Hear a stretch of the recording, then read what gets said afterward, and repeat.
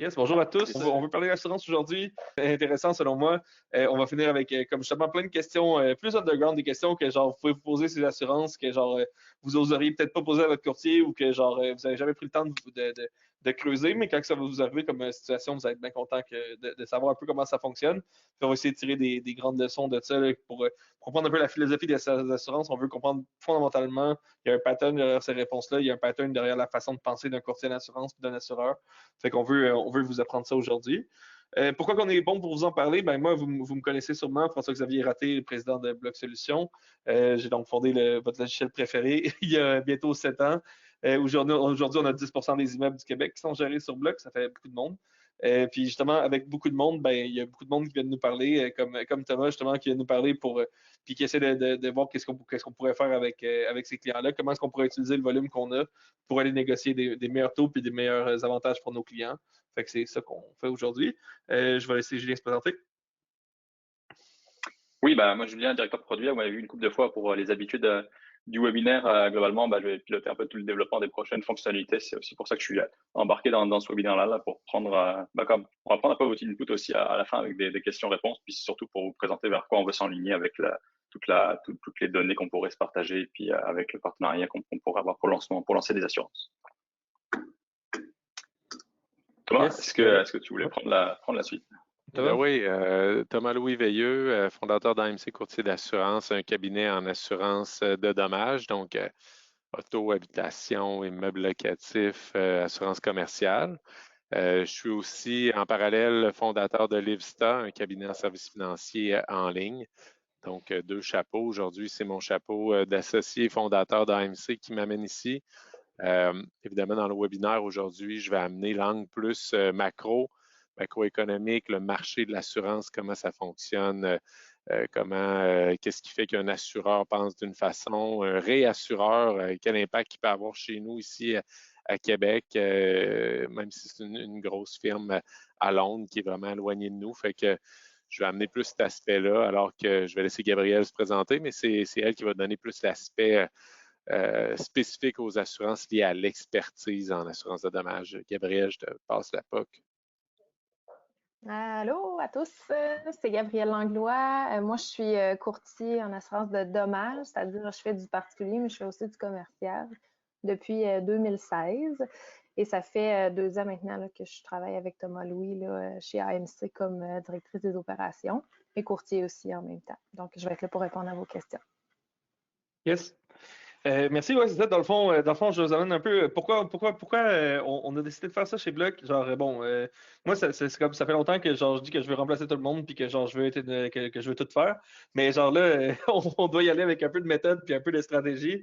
Pourquoi est-ce qu'on commence par l'assurance? Pourquoi c'était vraiment un problème? Premièrement, on fait beaucoup de sondages avec Julien.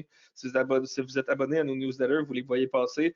On fait beaucoup de sondages auprès de nos clients pour savoir qu'est-ce qu'ils ont besoin, qu'est-ce qui est un problème, c'est quoi qui leur prend beaucoup d'heures dans une année, ou c'est quoi les points sur lesquels ils ont l'impression de perdre de l'argent sur leur business, ils ont l'impression qu'ils ne sont pas efficaces. Fait qu'il y a beaucoup de ça qui nous est revenu par rapport aux assurances. Les assurances et les hypothèques, ça c'est le prochain scoop.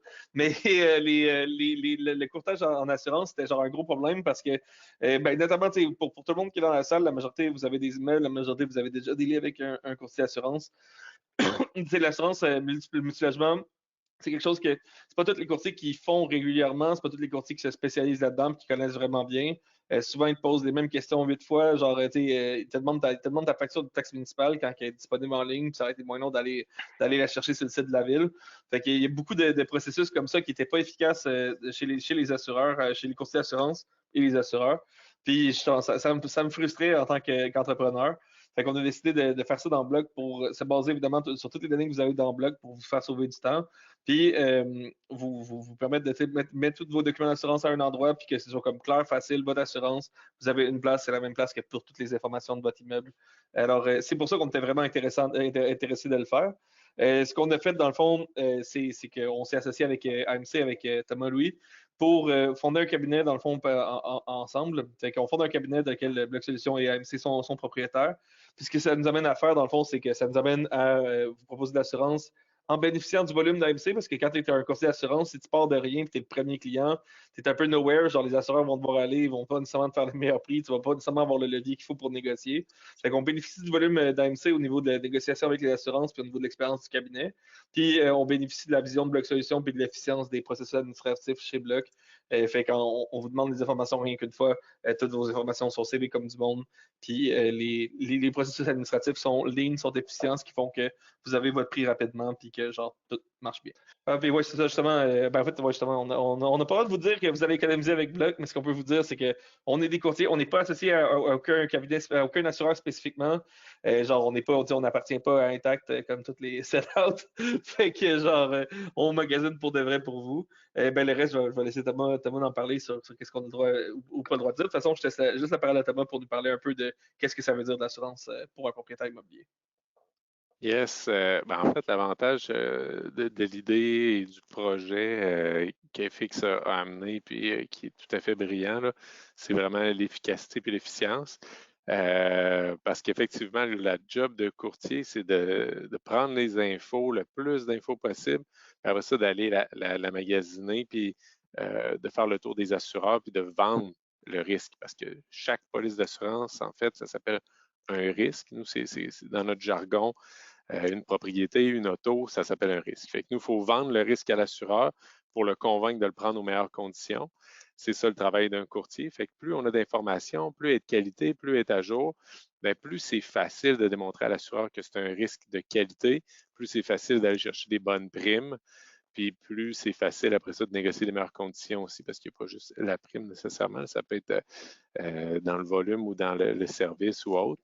Fait que c'est ça un peu le business plan, puis le but c'est d'en arriver avec un cabinet d'assurance brandé Bloc Solutions. Là. Fait que c'est vers là qu'on s'en va. Aujourd'hui, pourquoi on est là dans le webinaire, c'est pour démystifier certaines questions que vous pourriez avoir, vous faire part de la perception, la vie du courtier, la vie de l'assureur, pourquoi il pose ces questions-là, puis en même temps, essayer de démystifier et trouver des trucs pour le simplifier dans votre vie au day-to-day. Fait que si vous avez des questions là, en cours de route, allez-y, mais on essaie d'anticiper, puis avec FX, disons que c'est facile d'anticiper des questions parce qu'il est bon pour twister puis trouver toutes les questions qu'on oserait poser ou qu'on n'oserait pas poser, en fait. Fait que je suis sûr que vous allez trouver votre compte là, au cours du webinaire. Puis là, je regarde, FX, veux-tu que je starte avec cette slide-là pour donner un peu le topo de pourquoi on a besoin d'une assurance à la base? Yes, oui, je veux juste mentionner que le chat a l'air down. Fait que nous autres, on peut chatter, on peut envoyer des messages, mais le monde ne peut pas nous écrire leurs questions pour tout de suite. On va trouver une solution. Là. Il y a du monde qui travaille là-dessus en arrière, puis on va réussir à le débloquer dans les prochaines minutes. Fait qu'on vous tient au courant de ça. Mais je te laisse, oui, continuer, Thomas. Cool. Super. Disclaimer, juste pour être sûr de tout ce qu'on va dire aujourd'hui, que ça vienne de Gabriel ou moi, on va essayer d'être le plus proche possible de la réalité. Évidemment, vous ne pouvez pas prendre tout pour du cash pour votre situation parce qu'il y a tellement de situations. Fait qu'on va essayer d'être quand même, de donner des vraies réponses. Si vous avez des questions précises, allez-y. On va essayer du mieux d'y répondre possible, mais considérant que Gabriel est inscrite à l'AMF comme courtier en assurance de dommages, il y a quand même des choses qu'on peut dire ou qu'on ne peut pas dire, mais on va essayer d'être le plus transparent et le plus vrai possible pour vous. Fait qu'on starte ça dans le feu de l'action avec pourquoi il faut s'assurer. Bien souvent, à base, c'est pour gérer les risques, gérer les imprévus. Fait que dans votre vie, dans votre réalité de propriétaire, de gestionnaire d'immeubles, il y a des choses que vous savez qui vont arriver demain matin, il y en a que vous ne savez pas. Bien, l'assurance, elle permet d'en prévoir une partie de celle-là, de celles que vous ne savez pas. Ça peut être des risques qui viennent de vos locataires, ça peut être des intempéries, ça peut être des dommages qui sont causés par des voisins. Bref, l'assurance, ça vient vous protéger. Si une des choses comme ça arrive. Plus tard, on va vous parler des choses que l'assurance, ça ne couvre pas. Puis il y a des choses que des fois on pense qu'on est couvert puis on ne l'est pas. Fait qu'on a une couple de questions là-dessus tantôt. Ça va être intéressant. On va essayer de démystifier des mythes ou des choses qui souvent sont moins bien connues. Deuxième point, pourquoi on prend une assurance? Bien, souvent, c'est parce qu'elle est exigée. Un créancier pourrait dire, ben moi, si je te prête de l'argent, une hypothèque sur ton immeuble, ben, je veux absolument que tu sois couvert. Fait que s'il arrive de quoi, je ne perdrai pas mes billes, puis je vais être protégé. Fait que les banquiers ne sont pas là pour prendre des risques, hein, ils sont là pour faire de l'argent. Fait que c'est dans leur nature d'exiger des protections comme ça, puis mettre des conditions de même. L'image que je donne quand je parle d'assurance, oui, il y a des risques comme le vent, les intempéries, les feux, tout ça. Il y a les exigences que des créanciers, ou ça pourrait être des actionnaires aussi qui pourraient vous demander de vous assurer. Mais à base, c'est tout le temps une gestion de risque. Puis la raison pour laquelle vous pourriez dire, moi, j'en veux pas d'assurance, c'est si vous n'avez pas de créancier, fait que personne d'autre que vous qui est au BAT. Puis si vous dites, ben moi, je m'en fous, je suis prêt à prendre le risque, j'en ai pas de besoin, ben, à la limite, vous pourriez dealer de même. Mais c'est sûr qu'en bout de ligne, il y a toujours des risques qui peuvent vous revenir au niveau des risques de responsabilité civile. S'il arrivait quelque chose à quelqu'un dans votre établissement, vous vous en tirez pratiquement jamais. Donc, il y a l'assurance en général, là, on prend ça pour se protéger. Puis, on prend ça surtout pour éviter de se mettre dans le trouble. Mais la règle de base, c'est que si vous avez vraiment beaucoup d'argent, bien, vous en avez nécessairement peut-être moins besoin. Je ne veux pas dire pas besoin, mais peut-être moins besoin. Yes. OK, bon, ça va. Je pense que tu peux passer Ouais, dans c'est le ça. Si, bail. peut-être, Gabriel, tu pourrais peut-être prendre un peu le lead là-dessus. Là, on m'a posé la question justement comment distinguer un courtier en assurance d'un assureur en tant que tel. Là, je sais qu'il y a beaucoup de monde qui se mélange un peu entre les deux. Donc, si tu voulais comme nous rappeler les grosses nuances qu'on peut voir entre les deux. OK, ben, dans le fond, ce qu'on voit, c'est un courtier en assurance ou un agent en assurance. L'agent va travailler pour un assureur en particulier, fait qu'il ne peut pas vous vendre autre chose que l'assurance de son assureur. Exemple, Desjardins, pour ne pas les nommer, c'est des agents d'assurance. Tandis qu'un courtier, ben, il fait affaire avec plusieurs assureurs, fait que si ça ne marche pas une année avec un, ben, on peut vérifier avec un autre, puis votre dossier est entre les mains du même représentant, finalement. C'est un peu ça la différence. Et peut-être c'est bon de savoir que dans l'industrie de l'assurance, il y a deux types d'assureurs. Il y a des assureurs directs, puis il y a des assureurs en courtage. Et Gabriel t'a nommé un assureur direct qui est Desjardins. Maintenant fusionné, là, mais SSQ et la Capitale qui deviennent Beneva, ce sont des assureurs directs. Bel Air Direct, c'est un assureur direct. Ils n'ont pas été très original dans le nom, eux autres. Ils l'ont mis direct dedans. Fait que ça, c'est l'Industrial Alliance aussi, c'est un assureur direct.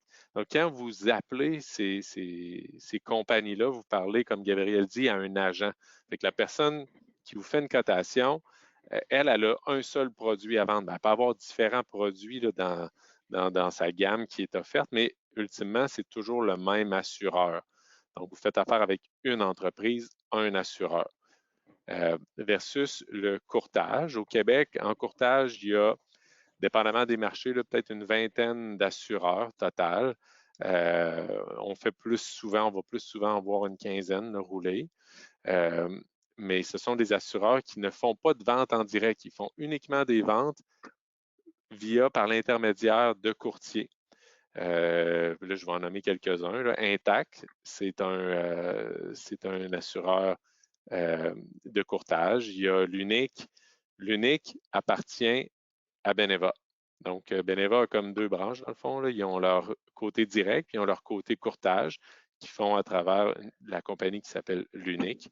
Il y a Economical, Aviva, Echelon, Northwest. En courtage, au Québec, on en voit, comme je dis, une quinzaine, mais ça peut s'étirer. On peut se faire assurer par des compagnies canadiennes, même internationales, là, des compagnies de Londres, dans certains dossiers plus complexes. Fait que ça, c'est la réalité peut-être plus macro, là. Quand on est un propriétaire d'immeuble, on va parler soit à un agent ou à un courtier. Si on veut faire, exemple, on parlait de magasinage, l'avantage, c'est que quand tu parles à un courtier, lui, quand il se revire de bord, il va aller voir peut-être une quinzaine d'assureurs.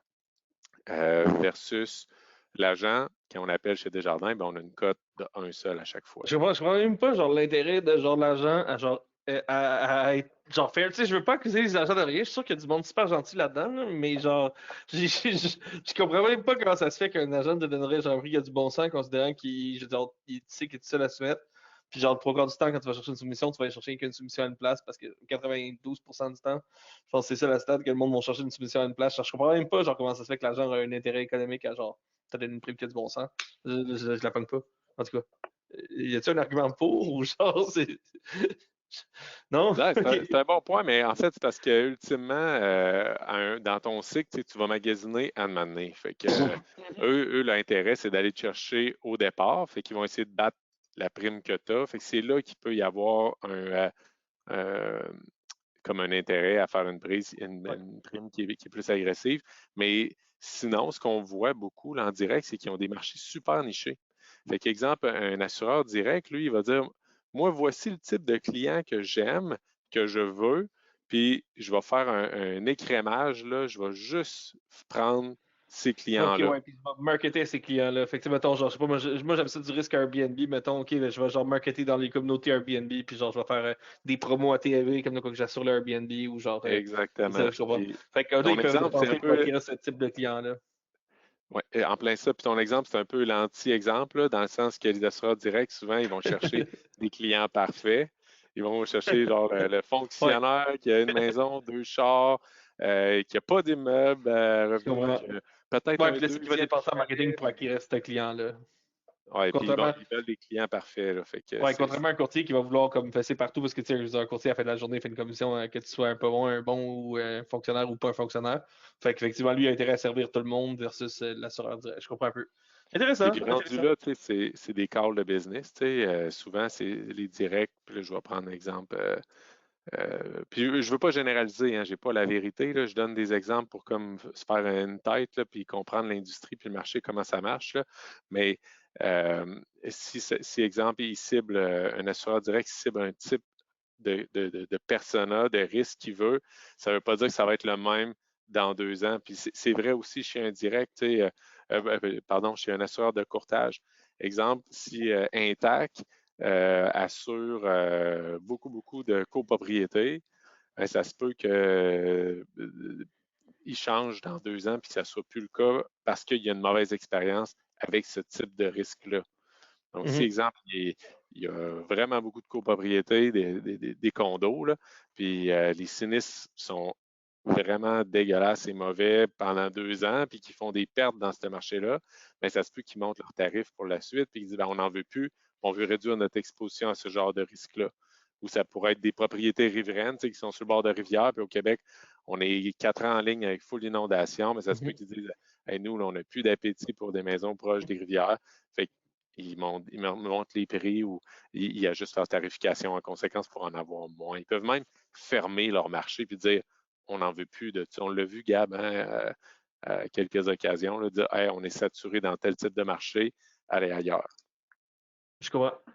Yes, ouais, Gabriel nous parlait des primes. Tu veux-tu passer à nous expliquer un peu, genre, pourquoi, comment est-ce qu'on sait qu'on paye trop cher? Est-ce qu'on paye trop cher? Je Je sais pas ferais si c'est juste Gabriel, je sais une, pas si c'est une Gabriel petite. qui est supposé. Ou si c'est Gabriel ou Thomas qui est supposé. Ouais, Toi? c'est ça. C'est Tom. Je ferais juste une petite parenthèse. Tom.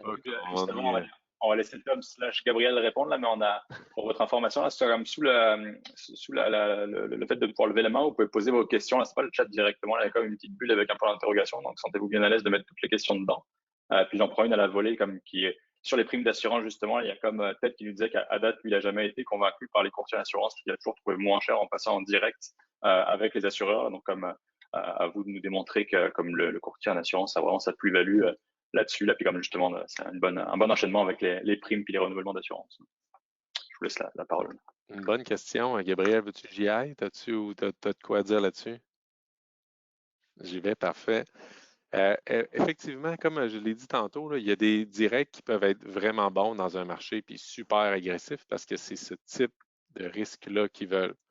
Comme je donnais l'exemple tantôt là, d'un cas en particulier, si un client, que ce soit un immeuble ou une auto même, fit dans un marché cible, ben, il y a des chances que cet assureur-là, que ce soit un direct ou un assureur de courtage, ben, ça se peut que les taux soient meilleurs avec celui-là. Fait que, dans le fond, ce n'est pas vraiment une question de c'est-tu mieux le courtage ou le direct, parce qu'ultimement, c'est toutes des compagnies d'assurance qui ont des objectifs puis qui cherchent de la rentabilité. La question, c'est plus, est-ce que tu tombes sur la bonne? Puis quand tu le fais en direct, ben parfait, mais tu sais, ça va te prendre 4 fois, 3 fois l'effort si tu veux magasiner, parce que tu dois le faire avec 2, 3, 4 assureurs, versus avec un courtier où d'une fois, tu le fais avec 15. Puis quand je dis 15, c'est pas nécessairement 15, parce que ça se peut que dans les 15, il y en ait 9 qui veulent pas de ton risque, qui veulent pas de ton immeuble pour tel type de raison. Ils vont dire, moi non merci, je cote pas là-dessus. Comme ça se peut que tu arrives avec un direct, puis que ce direct-là dise hey, non, merci, moi, j'en prends pas des maisons avec un foyer au poêle. Il y a des assureurs qui, tu sais, c'est pas dans leurs normes. Gabriel, j'ai-tu raison quand je dis ça? Parfait, je me valide tout le temps. Là, Mais parce que c'est vraiment Gabriel, l'expert qui voit les cas au quotidien. Là, mais moi, c'est des choses que je vois aussi macro dans la gestion du cabinet. Fait que, bref, pour revenir au sujet, c'est vrai qu'on peut avoir une super bonne expérience avec un direct. On peut avoir une super bonne expérience avec un assureur qui est en courtage. Mais l'idée, c'est de savoir est-ce que j'ai la meilleure expérience? Peut-être qu'on peut tomber dessus du premier coup, peut-être qu'il faut faire 4 appels ou peut-être qu'il faut faire affaire avec un courtier qui, lui, va se charger de faire le magasinage pour nous. On ne le sait pas tant qu'on ne compare pas, dans le fond. Puis, j'aurais envie de rajouter un deuxième bout à cette question-là, mais je voyais FX, tu gigotais, as-tu de quoi? Ouais, vas-y, c'est juste que, ouais, non, c'est bon, c'est juste que le temps file, mais genre, on n'a pas, ben, je veux dire, tant qu'on est conscient du temps, il n'y a pas de problème. Moi, il faut que tu m'arrêtes parce que, tu sais, je peux parler jusqu'à 8 heures à Ben oui, soir. c'est ça, je sais, on est passionnés, on est craqués, mais genre, je fais attention au temps parce qu'on a beaucoup de sujets à couvrir, puis genre, qu'on se rende à la fin, il est déjà 27 minutes. Fait que... Parfait, ben, vas-y, on continue. De toute façon, je sais que je vais dire plus tard ce que j'ai à dire. Good. Oui, réclamation. J'avais une question. En fait, quand on préparait le webinaire, j'avais une question pour vous autres. Je me demandais, genre, tu sais, bon, moi, je suis un individu, je possède plusieurs compagnies. Avec des associés. Tu sais, fait que j'ai une compagnie que on est deux à posséder 50-50. J'ai genre des. Ben, j'ai des assurances à tous ces niveaux-là. Fait que j'ai des assurances sur des biens dans mes compagnies, j'ai des assurances sur des biens personnels. Je me demandais justement puis aussi j'ai des assurances de tous les types différents. Fait que je me demandais, bon, on peut prendre des exemples spécifiques. Premièrement, si ma compagnie a une assurance, je sais pas moi, contre le vol ou les dommages, ben, mettons, il y a une tornade qui détruit l'immeuble d'une de mes compagnies. Est-ce que la réclamation sur cet immeuble-là peut affecter mes autres primes, mes augmentations ou la perception du risque de mon assureur pour mes autres immeubles, qui appartiennent à la même compagnie? Est-ce que ça peut affecter genre ma cote sur mes autres compagnies? Est-ce que ça peut affecter ma cote personnelle? Fait est-ce que ça se peut que mon assurance de maison monte parce que mon building s'est effondré puis genre il y avait une tornade? Fait que je sais pas si j'aurais posé ma question à Gabriel ou à Thomas, mais c'est un peu sur cet angle-là que je voulais qu'on passe cette slide-là. C'est genre à quel point que l'assurance compagnie puis personnel peuvent interagir entre elles puis les sinistres peuvent être se contaminer entre eux. Ben, moi, je peux dire, tu sais, mettons, compagnie personnelle, c'est pas lié, là. Fait que si t'as une claim sur ta maison, ça n'a pas rapport avec ton building au nom de ta compagnie, ça va pas suivre. Mais par exemple, ça dépend tout le temps de l'assureur, puis ça dépend de ton type de sinistre aussi. Tu sais, si on voit qu'il y a une même compagnie qui a à peu près 3-4 immeubles assurés chez un assureur X, puis qu'il y a des réclamations aux 6 mois dans tous tes dossiers, ben, tu sais, c'est sûr, ça va être flagué, là. Mais sinon, normalement, une compagnie, c'est une affaire. Un bâtiment, ben, c'est une affaire à part. Là, OK, fait que c'est ça. Mais mettons, mais tu vas me dire que c'est ça. Si, mettons, j'ai 3 bâtiments, une inondation dans un des bâtiments ne devrait pas faire augmenter l'assurance dans mes autres bâtiments, même s'ils appartiennent à la même compagnie. Non, à moins qu'ils sont tous sur le même contrat, mettons. Là, c'est plus touché, là. Mais Ben, s'ils mettent tous ensemble sur le même contrat, tu te trouves avoir plusieurs situations. Là, à ce moment-là, tu vas être tarifé à la hausse, tu sais. Mais c'est pas parce qu'on s'assure avec un assureur qu'on va tout mettre sur le même contrat nécessairement. Là. OK, c'est ça, mais mettons, je vais être tarifé. Ben, c'est sûr que mon contrat va augmenter, mais mettons, genre, je veux dire, je n'augmenterai pas nécessairement plus que si j'avais eu 3 contrats avec 3 adresses différentes. Là. Ou peut-être. Non, parce que ben, ça dépend tout le temps du sinistre. Là, combien ils ont payé, combien tu payes de primes. OK. Ben, tu es en train de me dire que ce serait possible. Supposons que j'ai 3 immeubles qui sont aux 3, je sais pas moi, qui sont assez loin de l'autre, qu'il n'y a pas d'enjeu commun entre les 3. Puis ils sont sur la même prime parce que j'ai magasiné ma police en même temps, je les ai tous embarqués dans la même prime d'assurance. Si j'ai un gros sinistre dans un, je sais pas, mon locataire était fou, il a mis le feu. Genre, ben, pas nécessairement un criminel, mais il a mis le feu parce qu'il était idiot. Fait que c'est ça. Fait que là, genre, la bâtisse brûle. Tu me dis que parce qu'ils sont sur le même contrat, mes primes pourraient augmenter sur mes autres immeubles. Oui, parce que c'est une prime pour tous tes immeubles. Fait que c'est sûr que ça va tout augmenter. Ils sont tous sur le même contrat. Fait que dans le fond, ce serait peut-être mieux de garder ça sur des primes séparées le plus possible. Tu peux séparer tes contrats, ouais. J'ai pas intérêt à genre vouloir ramener tous mes contrats dans un contrat. Dans le fond, je suis comme. S'ils sont séparés, j'ai pas intérêt à les ramener dans un contrat en me disant ça va être moins d'administration. Pas vraiment. Au particulier, oui, mais au commercial, moins. Fait que les immeubles parce qu'il n'y a pas vraiment de volume. Ouais, c'est ça. Ben, ça touche un peu aussi à la question de Brunner qui nous avait demandé, j'imagine, Brunner, je dis ton nom correctement. Il dit: je voudrais mettre toutes mes assurances, habitation et personnel au même endroit, qu'en pensez-vous? Fait que ce que tu me dis, dans le fond, au personnel, je peux effectivement avoir des rabais comme ça qui s'empilent parce que, mettons, j'ai ma voiture, habitation, etc. au même endroit. Mais si je suis au commercial, si j'assure un Plex ou un truc comme ça, ben, ça peut pas mixer. Je peux pas avoir un rabais sur mon assurance personnelle parce que j'ai un Plex, mettons. Non. Puis même quelqu'un qui va assurer sa maison et son chalet chez le même assureur, il n'y a pas, on dit, il n'y a pas de rabais pluralité en habitation. Il y en a un quand on a un portefeuille auto-habitation, il y a un rabais. Quand on a 2 autos, il y a pluralité auto, mais en habitation, ça ne suit pas. Il n'y a pas de rabais pour plusieurs emplacements. Que tu n'ailles un ou c'est vraiment intéressant. Okay. Fait que dans le fond, avec pluralité, c'est seulement pour l'auto, puis comme ta première résidence, si on veut, là, genre la place où tu habites. Oui. Ou bien, même si tu as juste un bâtiment à louer, mais tu es assuré en auto chez cet assureur-là, ça va être comptabilisé pareil. Là. Mais c'est intéressant, pour plusieurs emplacements, tu n'as pas de rabais additionnel. C'est intéressant parce que tu vois, c'est ça, ça nous différencie un peu. Nous autres, on se focus vraiment multilogement, propriété locative. Ça peut être des maisons, mais le point, c'est qu'on assure des propriétés locatives. On devient vraiment bon, vraiment efficace là-dedans. Puis dans le fond, ça ne peut pas vraiment pénaliser nos utilisateurs parce qu'ils n'ont pas tout à un endroit. Je veux dire, s'ils veulent garder leur assurance voiture, maison, etc. à leur cabinet actuel, il n'y aurait pas plus de rabais s'ils laissaient leur Plex là-bas. Non. Très cool, ok, intéressant. Mais dans le fond, l'avantage de tout mettre ensemble aussi, c'est que tu as une date de renouvellement pour tout ton dossier. Mettons que tu payes en prélèvement bancaire, tu as un prélèvement par mois pour tous tes bâtiments. C'est moins de gestion de paperasse que si tu te fais un contrat ici et là. Mais tout se fait. OK. Vraiment intéressant. Il y en a une question de Céline Serrano qui dit, mettons que j'ai une réclamation de triplex, c'est prouvé mettons que j'ai une réclamation pour mon triplex, puis que c'est prouvé que c'est la responsabilité d'un de mes locataires. Ça m'intéresse vraiment parce que j'ai beaucoup de questions sur l'intersection assurance locataire, où on s'en va. Donc, ouais, c'est ça. Ça fait que si j'ai une réclamation dans mon triplex, que la responsabilité, c'est mon locataire, fait que c'est mon locataire qui a mis le feu en étant ignorant. Mon assurance va réclamer le montant des réparations à l'assurance de mon locataire. Effectivement, on est d'accord jusque-là. Si donc le locataire était assuré, est-ce que la prime du propriétaire va être impactée si l'assureur recoupe ses dommages par l'assurance du locataire? Ben, normalement, si le locataire il a son assurance, chaque assureur paye pour son assuré. Fait que ça va être les assurances propriétaires ne rentrent même pas en compte là-dedans. Ça va être toute l'assurance du locataire. Oui, c'est l'assurance du locataire qui va juste payer carrément le sinistre, puis genre concrètement, l'assurance propriétaire. Parce que c'est la responsabilité civile du locataire qui va payer ça. Intéressant, c'est ça. Ouais, ça va? J'ai une histoire, je l'ai eu le cas tel quel qui est arrivé, je peux peut-être le compter rapidement, là. Mais on assurait le locataire. On n'assurait pas les meubles. Puis notre locataire a mis le feu à l'immeuble. Puis là, il y a eu un rapport d'enquête qui a été fait. Les pompiers ont déclaré dans le rapport que c'était vraiment la cause de l'incendie liée avec notre locataire. Fait que c'est notre assurance qu'on avait vendue à notre locataire qui a payé pour tous les meubles. Là. Puis dans le monde de l'assurance, pour vous donner une idée, c'est comme le pire scénario là, parce que c'est une mini prime. L'assurance locataire, c'est comme 200$ par mois. Puis la cliente avait moins d'un an, fait qu'elle a payé 200$, puis l'assureur, il a fallu qu'il fasse un chèque de 800 000. Ouais, nice. Mais justement, ça m'amène un peu aussi à. En fait, on va peut-être le couvrir tantôt, mais on pourra en parler tout de suite pendant qu'on est là-dessus.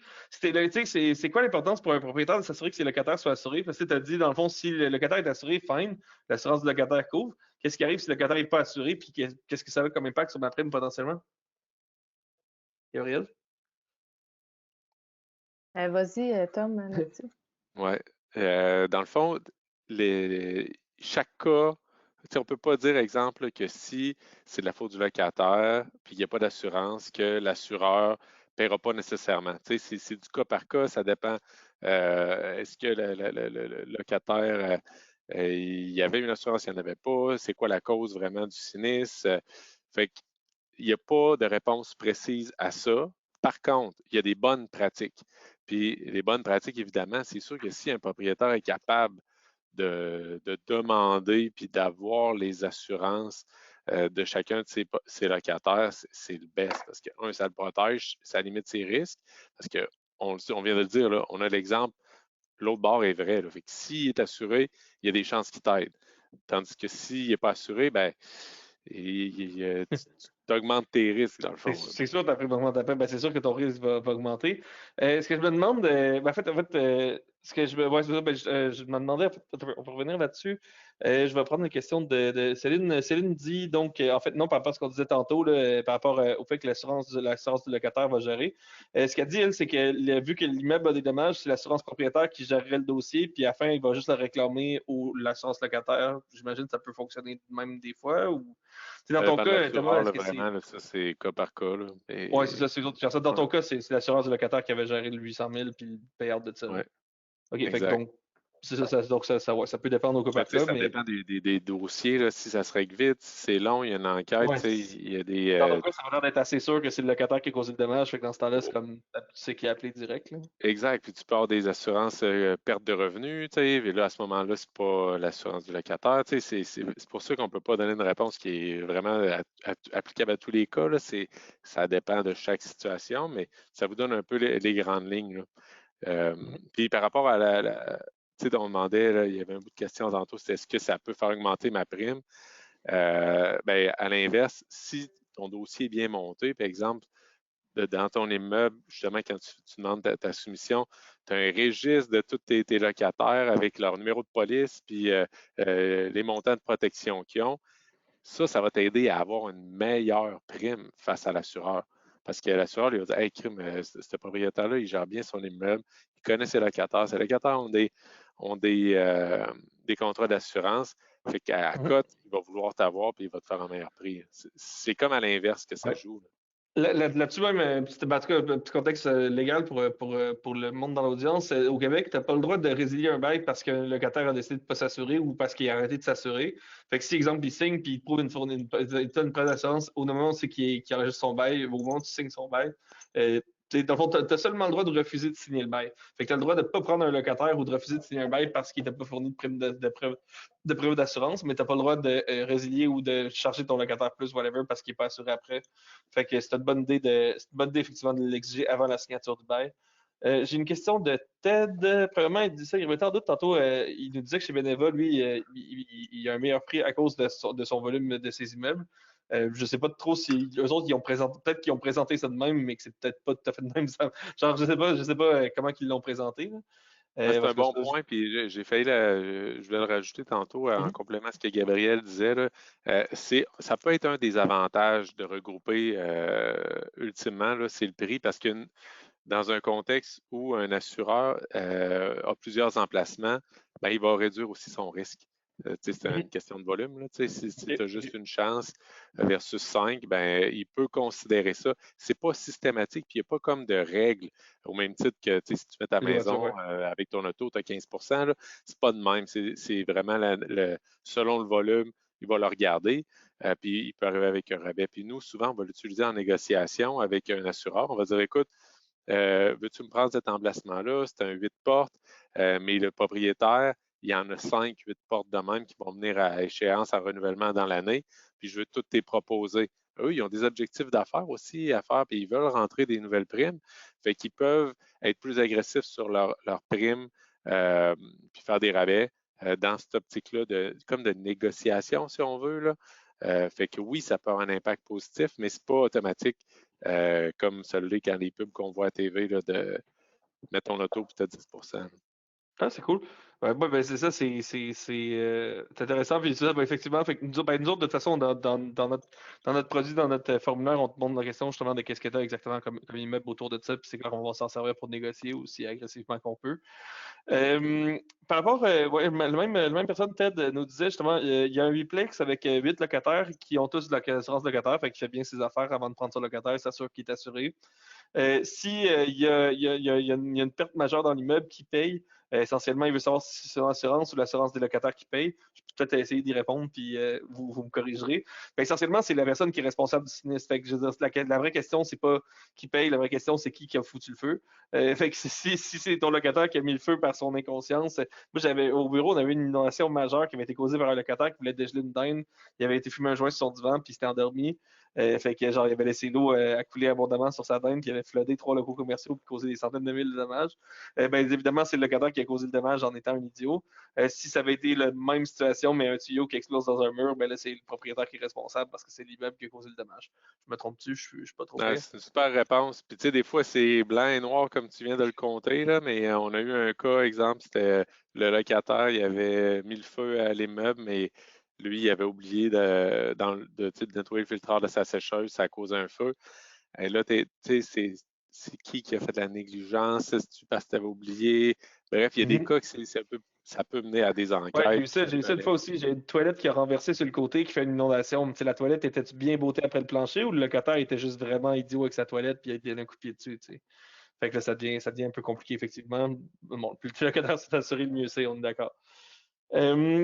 Good. On passe à nos questions. J'ai une couple de cas vécus de techniques d'assurance que, genre, justement, j'avais demandé à Gabriel quoi faire avec ça, puis que je veux vous illustrer un exemple. Je pense que ça va vous donner des bases pertinentes pour après ça évaluer vos questions. Puis encore là, vous êtes libre de vous poser vos questions n'importe quand dans le chat, la façon dont on avait dit. Julien, peux-tu rappeler comment poser des questions juste pour le monde qui ont manqué ton intervention tantôt? Yes, il y a quand même une petite bulle de chat avec un point d'interrogation dedans. Là, juste à cliquer là-dessus, puis vous allez pouvoir écrire vos questions. Et puis on a une session à la fin pour y répondre. Là, donc on va focus sur les 3-4 exemples qu'on a sur la présentation, puis ensuite on prendra le temps de répondre à toutes les questions qui ont été posées entre-temps. Cool, on fait ça. Good. Donc, ouais, c'est ça. Donc, dans un de mes immeubles, j'ai une toiture de genre 10, 12, 15 ans. Puis, genre, dans le fond, cet hiver, il est monté à comme 150 km/h à des places. Fait que ma toiture a arraché pratiquement au complet à cause du vent. Ma question, dans le fond, c'est genre, ma toiture était vraiment vieille. En vrai, elle était retroussée pas mal. Elle a 10-12 ans. Elle a 12 ans, mais genre, le soleil avait claqué. Je sais pas trop où elle avait été mal faite, mais elle était vraiment retroussée. Elle était finie. Je savais qu'elle était finie. Fallait que je m'en occupe. Là, dans le fond, ma toiture a arraché au complet. Est-ce que je peux en profiter pour avoir une toiture neuve gratis ou genre, tu sais, comme vu que ma toiture était finie, c'est que l'assureur va me dire, écoute, bonhomme, t'as mettez ton immeuble comme du monde, tu sais. Fait que c'est ça ma question pour Gabriel. Qu'est-ce que je fais avec ça? Est-ce que je devrais réclamer? Est-ce que je peux réclamer? Qu'est-ce qu'ils vont me donner? Mais dans le fond, tu sais, normalement, là, ce qu'on voit en moyenne, c'est 20 ans là, pour les toitures. Fait que si elle a 12-13, elle est censée être belle, là, ta toiture. Fait que sûrement qu'effectivement, c'était un produit qui était mal fait ou l'installation qui était mal faite. Mais normalement, l'assureur devrait t'indemniser, là, tout dépendant des circonstances. Mais dans ce cas-ci, moi, je n'aurais pas peur de faire la réclamation. C'est sûr que c'est pas vrai que ça va être gratis, là, parce que quand tu fais une réclamation, il faut savoir que tes primes vont augmenter après. Fait que c'est ça qu'il faut savoir. Yes, ok. Fait qu'au final, mes primes vont augmenter, mais tu sais, est-ce que je peux m'attendre à genre devoir, tu sais, dans ce cas-ci, mettons que c'est une toiture, je sais pas moi, 30 000 de toiture. Mes primes actuellement, j'ai aucune idée c'est combien, mais c'est peut-être, c'est quand même assez cher, c'est de l'hébergement touristique, fait que je veux dire, c'est peut-être 1000 par mois. Je veux dire, mes primes, ma toiture à 30 000, je vais-tu la repayer en 1 an ou 2 avec les augmentations? Ils vont-tu me doubler, me tripler ça, ou c'est plus subtil que ça? Puis, Non, pas tant que ça, là, quand même. Là. C'est pas. C'est un pourcentage, là, vous dire lequel, j'ai aucune idée, ça dépend de l'assureur, ça dépend de tout. Là. Mais non, pour une toiture complète, tu sais, mettons, moi, mon exemple que je vois, j'ai un client justement au mois de décembre, là, qui a une partie de sa toiture qui est arrachée. Mais c'est à peu près 6-7 lattes là, de bardeau. Fait il y a pour 3 000 de dommages, puis il y a 1 000 de franchise à payer. Fait que là, il me disait, je réclame dessus, mais je te suggère de ne pas réclamer, là, parce que, tu sais, le 2 000 que l'assureur va payer, bien, sur 5 ans, les 5 prochaines années, il va le payer en augmentation sur son assurance. OK, ouais, c'est ça. Mais mettons des sinistres au-dessus de 5-10 000, généralement. Oui, c'est ça, tu sais, ça vaut plus la peine. De toute façon, on ne paye pas de l'assurance pour rien dans la vie. Tu sais, il aurait pu quand même décider de le réclamer, c'est correct, mais est-ce que c'est un bon move? Oui, c'est ça. Peut-être, moi, je comprends. Fait que c'est plus comme, mettons, réclamation en bas de 5 000, mettons, règle du pouce, la réclamation en bas de 5 000, tu poses la question, tu pourrais t'en passer. Au-dessus de 5 000, pas mal sûr, tu peux réclamer. Évidemment. Tout dépendant pourquoi. C'est ça. Évidemment, c'est ça. Toute chose, c'est ça. Évidemment, tout peut varier, là, mais en tout cas, il y aura une petite règle du pouce. Cool. Good. Prochain exemple. Ouais, c'est ça, on se demandait si, si j'achète avec une hypothèque versus si j'achète pas d'hypothèque, est-ce qu'il y a comme un. Tu sais, parce que les assureurs me demandent tout le temps mes créanciers me demandent tout le temps d'être sur les assureurs capotent tout le temps quand je rajoute un deuxième, un troisième créancier. Est-ce qu'il y a un impact entre le nombre et la variété et le type de mes prêteurs hypothécaires et la prime d'assurance? Oui. Oui, parce que d'abord, c'est un créancier versus si tu n'en as pas, on voit 25 d'augmentation. Si tu as un créancier, tu payes 25 plus Ouais. cher. OK, c'est ça. Si j'ai un créancier, je paye plus cher. Si tu en as un, ouais, c'est ça. C'est sûr que si tu en as deux, trois, ça t'aide pas du tout. Parce que dans le fond, l'avantage de ne pas en avoir, c'est parce que tu es autonome financièrement. Fait que l'assureur le voit de même. C'est pour ça que ça te coûte moins cher. OK, ça veut dire que Mais c'est pas c'est genre, sûr. il y a quelqu'un d'autre qui est prêt à financer l'immeuble, il y a quelqu'un qui l'a checké, qui a checké que ça valait de quoi. Moi, je me serais dit ça de même, tu sais, je me serais dit, genre, si quelqu'un Ouais. d'autre est prêt à prendre du risque financier sur l'immeuble, c'est comme une preuve objective que l'immeuble, il vaut de quoi, puis qu'il est hot. OK, mais dans le fond, toi, tu me dis qu'il y a juste moi qui vois ça de même, puis que, Mais genre, c'est moins là-dessus. cher. Si tu n'as pas de créancier, c'est vraiment moins cher. Puis souvent, on le voit quand les OK, clients nous rappellent pour dire Hey, j'ai fini de payer mon hypothèque, c'est réglé. On enlève le créancier et là, la prime à chute au bout. Là. OK, ça Fait va. que, Ah, ben, ouais. ouais. Mais c'est sûr, OK. quand vous avez C'est plusieurs pas. créanciers, ben, c'est une béquille. Puis si c'est des créanciers du clin sur le coin de la rue, ben, ça l'aide pas par rapport à la Fédération des caisses, là, disons. OK, intéressant. Ouais, c'est ça. Fait que la qualité de Ouais, tes créanciers aussi peut affecter ta prime. aussi, Puis pourquoi est-ce que, absolument. mettons, sais-tu pourquoi les assurances te chargeraient plus cher? Si t'as, mettons, un second rang privé ou un truc comme ça, genre pourquoi les assurances te chargeraient plus cher parce que t'es comme plus risqué financièrement, mais que ça Mais change au c'est risque sur même ton pas immeuble? une question de charger plus cher. Des fois, c'est une question de refus même, qui vont dire hey, moi, je prends pas ça, là, oublie ça, il est OK, pas capable de mais ça, payer. mais mon point, c'est pourquoi ils refuseraient? Genre, t'as-tu une idée pourquoi, Dans c'est le comme fond, quel business sense ça fait pour eux de refuser des dossiers de même? je peux me lancer, Gab, si tu Ouais, veux. vas-y. Ouais. En le fond, ils se disent plus ton institution est standard, ben, moins il y a de risque. Plus ton institution est hors standard, plus il y a de risque. Mais tu sais, rendu là, on a chacun nos perceptions. De ma compréhension, c'est qu'ils se fient à leur expérience. Tu sais, eux, ils en ont Ouais. des données, ils ont des actuaires qui évaluent les primes, puis ils doivent avoir des tables qui disent que selon tel type de créancier, ben, les risques sont plus grands, ils ont payé plus de claims. C'est ça C'est qu'ultimement, intéressant. ils priment. OK, OK, fait que ça, OK, c'est intéressant. Fait que c'est ça, ouais, c'est quand même cool à savoir, effectivement. J'aurais cru l'inverse, mais bon, fun, intéressant comme curiosité. Je me demande aussi, si, c'est ça, là, j'ai un chalet, à l'extérieur de Québec, puis tu sais, il est comme moyennement aux normes, là, je veux dire, mon assureur actuel, il me fait pas chier, il s'en est pas trop rendu compte, mais en vrai, mon chalet est un peu focal, là. C'est quand même un bon chalet, fait que là, je veux l'assurer comme du monde, mais puis mon assureur actuel, il me couvre pour les montants que je veux. Mais il a comme pas trop réalisé que mes clôtures étaient pas assez hautes ou que je sais pas, mes matériaux sont pas top notch ou mon risque de feu ou ma plomberie est vieille ou whatever. Fait que si mon assureur actuel s'en est pas trop rendu compte, je suis quand même content de la prime que j'ai en ce moment. Tu sais, je paye pas trop, je paye pas trop cher par rapport au risque que j'ai l'impression de prendre. En même temps, je veux dire, mon assureur est probablement, tu sais, vu que ça fait comme au moins 5-6 ans que je suis chez mon assureur actuel, tu sais, mon assureur commence à m'augmenter quand même pas mal parce qu'il faut que je reste. Fait que ma question pour toi, si je magasine avec vous autres, tu sais, j'essaie de, OK, go, c'est le temps de magasiner, fait genre 5 ans que j'ai pas magasiné ça. Si je magasine, tu sais, j'ai peur qu'un prochain assureur vienne visiter ma propriété, qui voit 3 millions de problèmes, puis qui me cause une tonne de problèmes avec ça. Fait que tu sais, c'est quoi pour moi les risques? Tu sais, à quel point que je peux savoir s'ils vont me faire chier avec ma propriété à l'avance? À quel point que l'assureur a le droit de juste venir respecter quand ça y tente? Euh, Parle-moi un peu de ça. Gabriel ou Thomas, je sais pas. La question pour qui? Vas-y, Vas-y, veux-tu y Tom. aller ou Ouais, pars vas-y, vas-y. complète? Tom? Comment tu dis? Ouais. J'ai dit, vas-y, commence, puis je vais compléter. Ce que j'allais dire, là, tu sais, c'est ce que tu dis, tu sais, ce que tu dis à un assureur, là, ou à ton courtier, ou à l'agent, c'est tu l'as dit, là, t'es fait. Fait que si tu dis de quoi à la minute où tu le dis, Ah, puis ben, si je l'ai pas tout. dit pour moi en passant, là, c'est pour être clair, je l'ai dit en général. Là, tu sais. Non, non, je sais, mais je veux dire, un individu, à partir du moment où il dit, tu sais, les appels sont enregistrés, quand tu fais tes faits en ligne, bien évidemment, tout est tracké. Fait que si tu dis une information qui est fausse, à partir de ce moment-là, là, tu t'exposes à pas être assuré puis à payer pour anyway. Fait que c'est pour ça que s'il n'y a pas eu d'inspection qui sont faites, tu as une bonne prime puis tout est correct dans ton chalet, là, je reprends l'exemple. ben, tu sais, tu peux surfer là-dessus, là, mais s'il arrive un sinistre, puis c'est parce que tu as fait une fausse déclaration ou tu n'as pas dit des choses, tu sais, que tu savais, eh ben, c'est sûr que c'est plus touché quand l'expert en sinistre va venir puis va le regarder.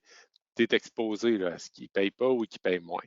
Versus si tu as tout déclaré, ben oui, ça se peut que tu payes plus cher. Puis si tu te mouilles avec un assureur, même affaire, là, à partir du moment où tu le dis ou tu as changé, ben là, c'est là, puis c'est vraiment dur de revenir en arrière. Puis si tu reviens en arrière avec un autre assureur, mettons, puis tu dis des informations différentes, ben là, tu commences à jouer avec le feu, là. OK, fait que, mettons, j'aime bien ma police actuelle. Là, genre, je magasine un peu, je trouve une nouvelle assurance pas mal moins chère. Je suis comme, OK, cool, je le prends. Fait que ce que tu me dis, c'est que je pourrais pas nécessairement revenir après ça à mon ancienne police. Si le nouvel assureur commence à me poser des questions, m'inspecte, j'aime pas trop ça, ben, je peux pas dire, ah, finalement, je voulais pas magasiner, ciao, là. Fait que, genre, peut-être que dans certains cas, je pourrais rester avec ma vieille police. En même temps, ce que tu me dis, c'est que ma vieille police, peut-être qu'elle me couvre pas tant que ça, finalement. Je vais te donner un cas, puis Gabriel, tu pourras peut-être préciser un peu plus. Là. Mais exemple, tu as, ton renouvellement qui est, je sais pas moi, le 30 janvier. Fait que là, tu magasines avec quelqu'un, un direct ou un courtier, peu importe. Puis là, il t'arrive avec un meilleur prix. Parfait. Tu dis oui, j'apprends. Mais là, eux, ils disent par contre, on va envoyer un inspecteur parce qu'on veut voir c'est quoi, puis si c'est vraiment commun là, de faire une inspection. Puis là, ils vont faire l'inspection, mais elle va se faire quoi, 2 mois plus tard, l'inspection? Là? Tu sais, le gars, il n'ira pas avant le 30, là, dans les 5 prochains jours. Fait que toi, tu vas annuler ton premier contrat, tu vas être en vigueur sur le nouveau. Là, ils vont faire l'inspection, puis là, ils vont se rendre compte que finalement, ta clôture, tous tes trucs, là, ils vont dire, ben, finalement, c'est pas ça le prix, là. C'est ça, ou engage-toi à faire les travaux pour corriger. Et là, tu ne pourras plus revenir parce que tu vas être rendu au mois de mars. Là. Ça fait que c'est un peu ça OK, la, fait que la c'est surtout qu'on voit réalité. les causes du délai de tout le monde que, genre, effectivement, je peux pas revenir. Nice. C'est correct, Gabriel? J'ai-tu donné Ouais. une réponse qui fait du sens? Ouais, puis mettons que tu serais bien craqué, puis tu dis, moi, je les fais pas, les recommandations. Il est venu visiter, j'ai reçu un rapport de recommandation. Moi, je corrige rien de ça, puis je remagasine mes assurances. Quand tu vas vouloir t'assurer ailleurs, tu sais, ils vont te dire, t'es-tu en renouvellement? Genre, t'as-tu déjà été annulé par un assureur? Comment ça que tu veux de l'assurance là? Tu sais, ils vont te poser des questions. Puis si c'est pour un refus de faire des recommandations, ben ça passe pas nulle part, c'est sûr, là. Fait que OK. même chose, nous comme courtier, si je le sais que c'est parce que tu veux pas faire tes recommandations, ben j'ai pas de Ouais, t'as pas le marché, choix de tu sais. discloser, là. Tu peux pas Ben commencer oui, à dire. Ouais, c'est c'est ça. ça. Intéressant, très nice.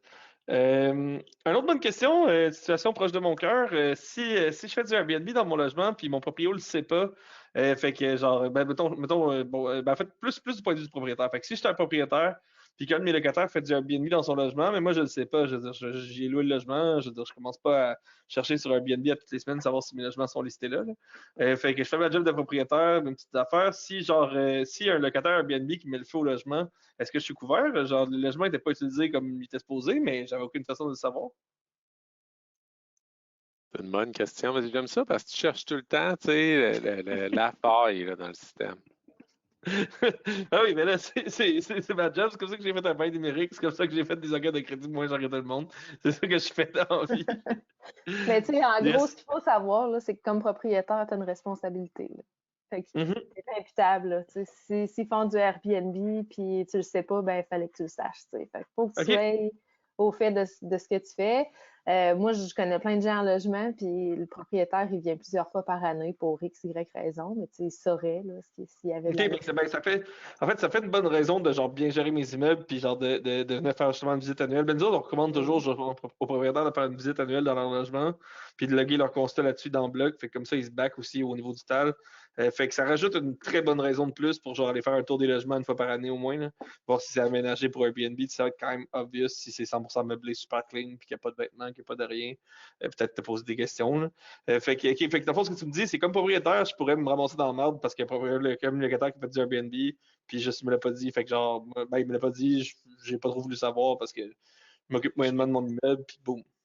je vais te donner comme le cas qui pourrait. Tu n'étais pas nécessairement dans le trouble. Oui, tu as des bonnes chances de l'être, mais tu sais, si tu arrives avec ton dossier puis tu dis voici aux signatures du bail, c'est écrit dans mon bail qu'il n'y a pas le droit. Je fais 4 visites par année. Je fais un screen de toutes les recherches Airbnb à tous les 6 mois pour voir si mes adresses ne sont pas dedans. Tu sais, si tu as un dossier puis tu démontres que tu fais tout, tu as des chances de t'en tirer, tu sais, mais C'est tout le temps rendu là, c'est du cas de vraiment fin. Puis ouais, c'est ça. Fait que dans le fond, comme propriétaire, si je le sais, rien qu'un peu qui fait du Airbnb, je devrais vraiment assurément appeler mon assureur tout de suite puis faire de quoi, là. Genre, c'est un enjeu quand même majeur, puis ça peut exactement. Si tu as une idée, il faut que tu déclares. Là. Ça te protège, en fait. Je comprends. Ça, c'est vrai, même, tu sais, mettons, ce que je me dis, tu sais, si l'incendie ou si le problème est causé par le touriste, si, je sais pas moi, c'est le touriste qui met le feu parce que c'est un touriste puis c'est un idiot, ben probablement qu'un Airbnb va me couvrir ou genre, vraiment que, comme, je veux dire, mettons que je dépends d'une autre assurance pour ça, mais fondamentalement, même si le dommage vient de moi, je peux ne pas être couvert non plus, chaque autre utilisation n'était pas celle-là que j'avais dit. Là. Tu t'exposes. OK. Fait que c'est quand même intéressant à savoir. Effectivement, j'aime pas tes réponses, mais genre, j'ai pas le choix.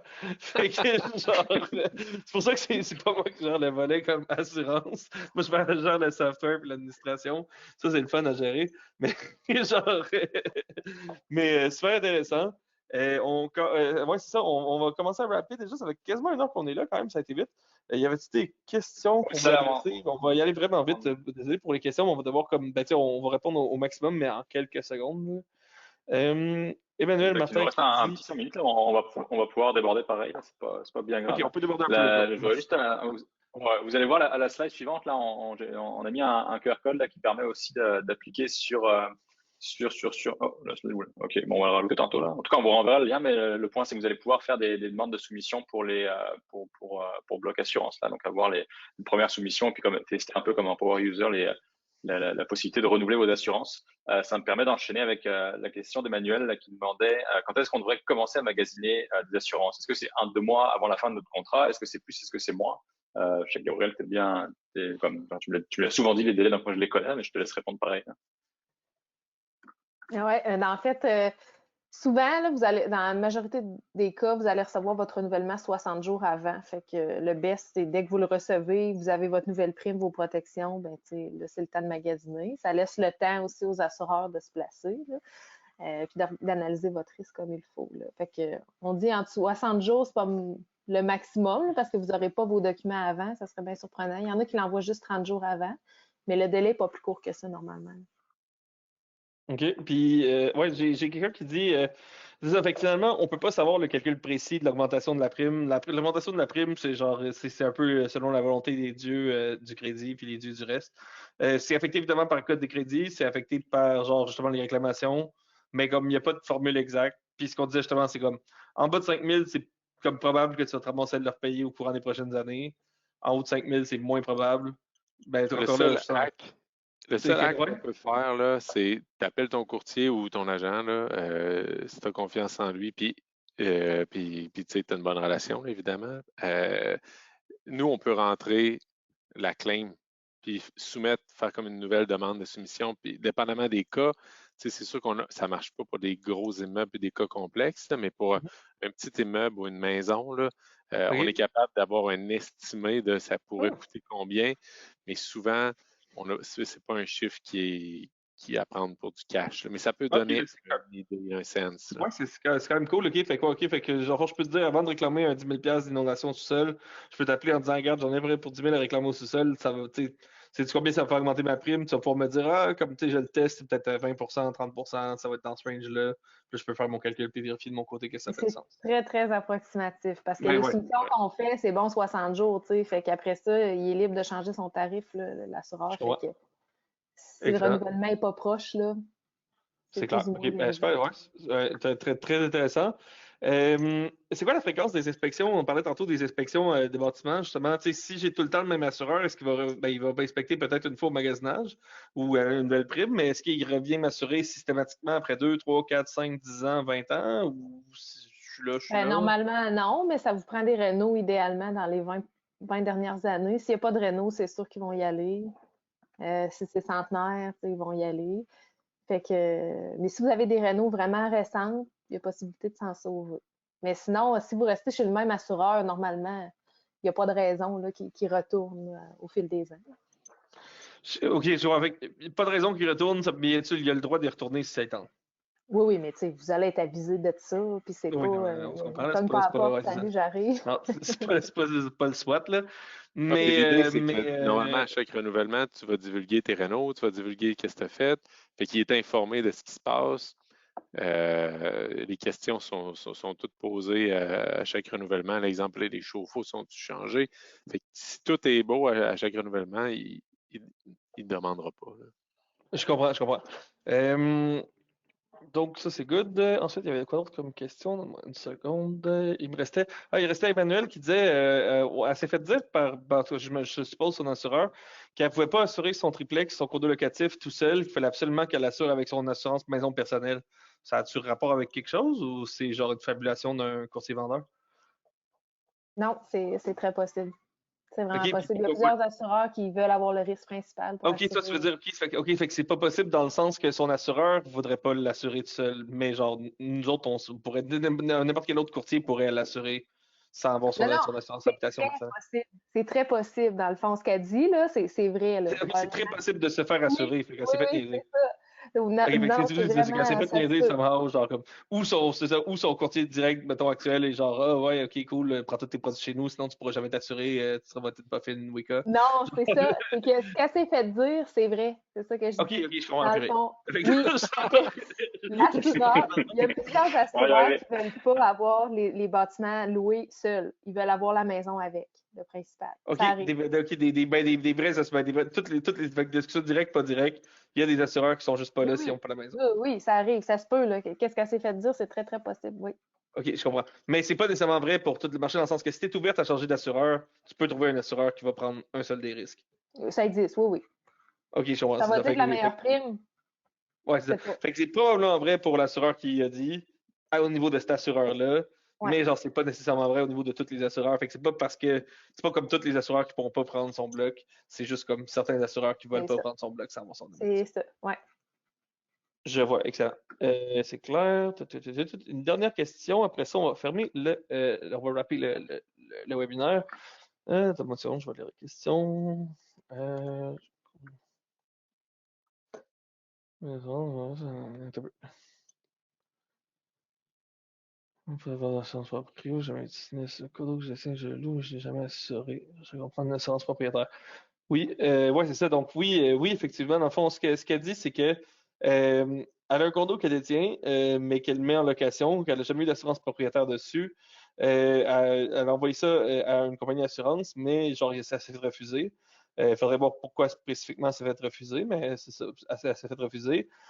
Donc, est-ce qu'on sera en mesure de l'aider ou est-ce qu'elle est condamnée à jamais avoir d'assurance? Est-ce que son bien est doomed et l'enfer, il n'y a plus rien à faire avec ça? Fait que Gabriel a une phrase que j'aime bien, genre, qu'elle n'arrête pas de dire, je sais pas si ça peut la dire, là, mais genre que tout s'assure. Ouais, c'est ça. Oui, oui, tout ça, il y a du marché pour tout. Là, c'est pas vrai qu'elle peut pas avoir d'assurance Quand jamais tu à vois vie. tout s'assure, je suis comme je vois toutes les exceptions, je suis comme.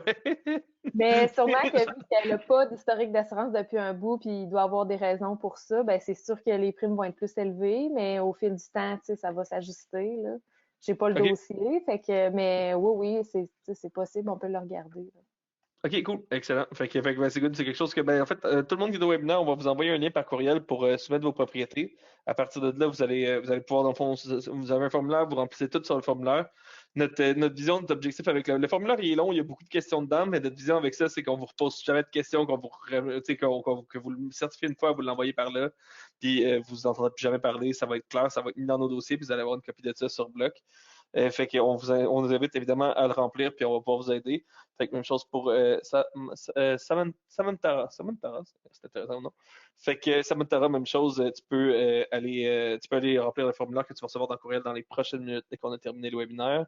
Donnez le lien, et vous donnez le lien. Oui, effectivement. Félix, Donc, peut-être en complément à ce que tu viens de dire, ça va dans la logique aussi d'avoir un beau dossier bien monté. Tu sais, si ton dossier, il y a des bonnes infos qui sont à jour parce que c'est fait dans un outil techno comme celui de Block, ben, tu améliores tes chances d'avoir des meilleures primes aussi. C'est dans la même logique que ce qu'on a dit toute la. ouais, ton assureur, il va arriver, puis genre, plus il va arriver comme du monde, plus toutes tes infos sont prêtes d'un coup, puis tout est clean. Fait que c'est pour ça qu'on a mis beaucoup d'efforts dans le formulaire, c'est pour ça que le formulaire, il est un peu long, mais genre, ça vous aide à aller chercher les meilleurs prix parce que tout est tête, puis on a toute l'info qu'il nous faut. Exact. Good. Bon, merci beaucoup. Merci pour vos questions, tout le monde. On wrap ça là-dessus.